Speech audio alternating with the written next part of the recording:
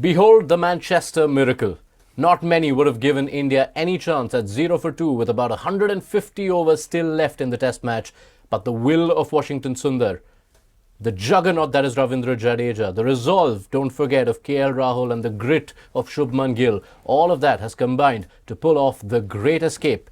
And the Anderson Tendulkar Trophy will stay alive going into its final chapter at the Oval. Welcome to ESPN Cricinfo Matchday. We're in the company of Sanjay Manjrekar to look back on a classic test match.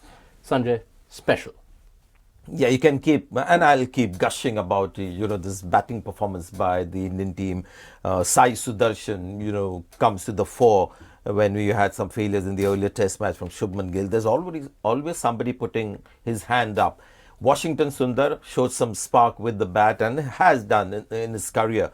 But this kind of a performance, the 100 was the right reward for the work that both Jadeja and Washington Sundar put in. But just to, make the point that Indian cricket is in a great place where you keep getting these warriors sprouting from here and there when you need them.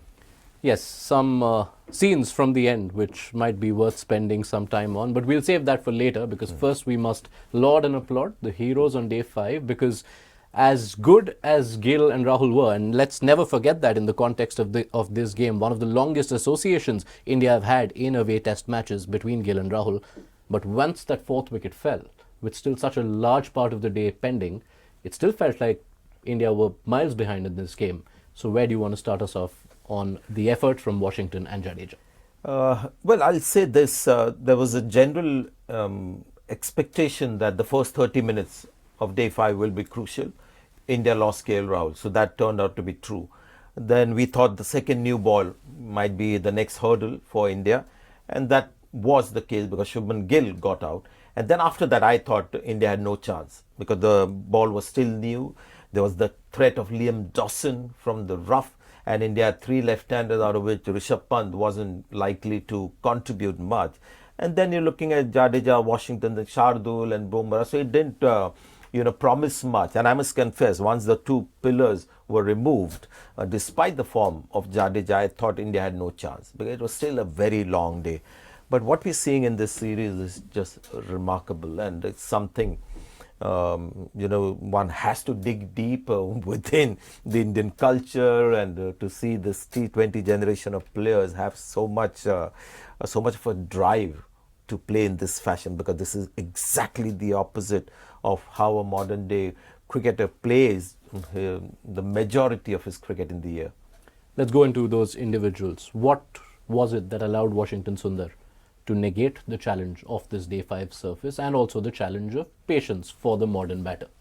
Patience, and it is something that I won't be able to answer. You have to really dig deep and find out, because these are players who play the IPL. I mean, Washington Sundar is part of the IPL circuit. He plays white ball cricket as well. He's a very young player, and this is 2025. But this is the kind of grind that we didn't even see in 2011. Rahul Dravid got 300s in that series, and we saw that with one individual batter. But we're seeing that with people like Washington Sundar as well. So I must say this, that it's something about the individual. Maybe all modern day batters won't have this kind of a will to make a mark in Test cricket, where there is no monetary incentive. It's just about somebody showing his strength of character. But to answer what I can answer is that he's got a wonderful technique. And the one thing that I'll be very proud of, when before the series we talked about this young Indian batting lineup and wondered how they're going to fare in English conditions. I said they won't be sitting ducks.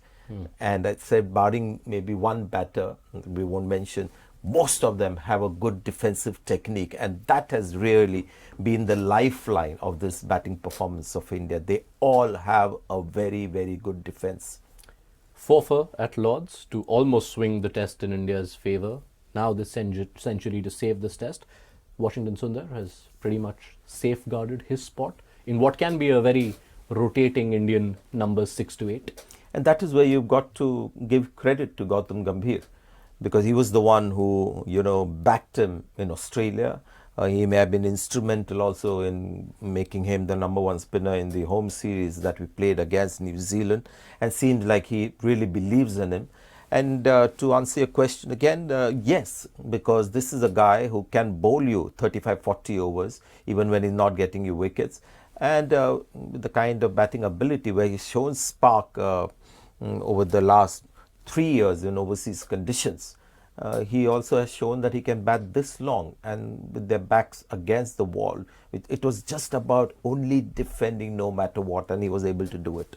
Yeah, part of a 200-plus association on the final day with Ravindra Jadeja. Whatever the surface, that kind of partnership doesn't happen too often on the final day of a test.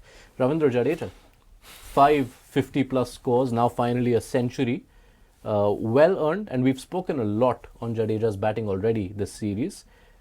A feat worth lauding, because as much as you may think these are easy surfaces to bat on, only once has an Indian batting at number 6 or lower had as many half centuries or 50-plus scores in a series. Yeah, I mean, easy batting conditions is something that we just have to forget about, because yes, that is there, but what they have done in easy batting conditions is just unbelievable. You have a series where you've got a young Indian batting lineup without 3 or 4 senior names in that playing 11.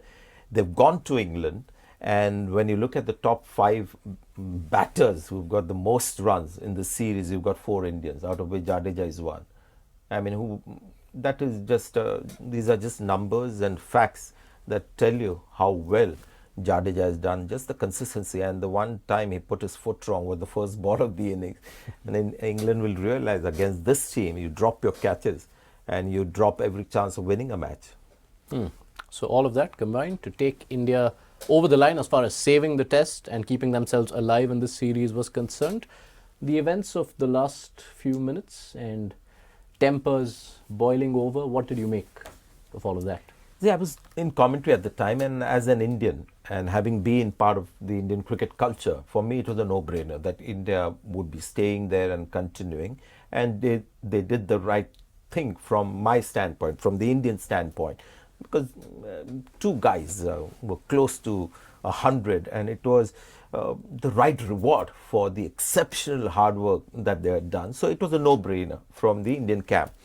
Interesting talking to Jonathan Trott, where he said if Ben Stokes was in Shubman Gill's place, he would have actually called the match off. Now that's a difference in culture, where England would be thinking, there's only one result possible, let's call it off. But that is the English way of doing things. This is the Indian way of doing things.